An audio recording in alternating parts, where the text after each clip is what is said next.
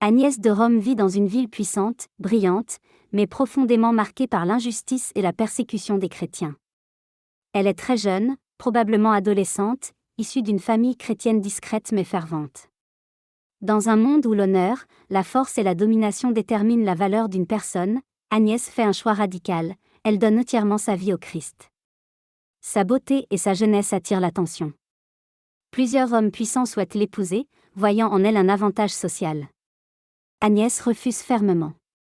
Son refus n'est ni orgueil ni provocation, elle se considère déjà promise à Dieu.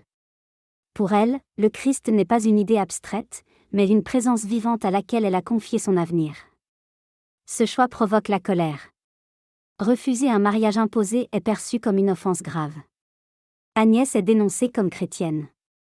On tente de la contraindre, de la faire céder par la peur, la honte et les menaces.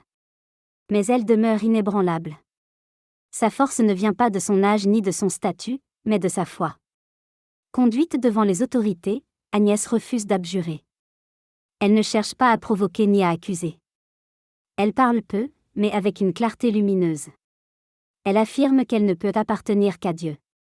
Ce témoignage silencieux trouble profondément ceux qui l'écoutent. La tradition rapporte que l'on tente de l'humilier publiquement, mais que Dieu la protège. Là où l'on voulait détruire sa dignité, sa pureté devient un signe éclatant de la présence divine. Agnès traverse l'épreuve avec une paix qui dépasse toute compréhension humaine. Finalement, elle est condamnée à mort. Elle accepte son sort sans haine, sans révolte.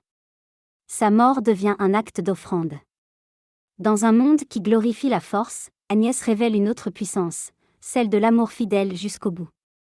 Très vite, les chrétiens de Rome honorent sa mémoire. Son tombeau devient un lieu de prière. Agnès est reconnue comme un symbole de courage, de pureté et de fidélité.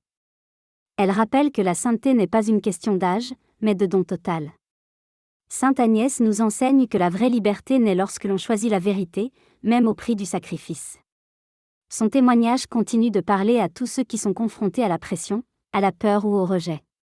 Elle nous invite à tenir ferme, avec douceur et courage, dans la fidélité à Dieu.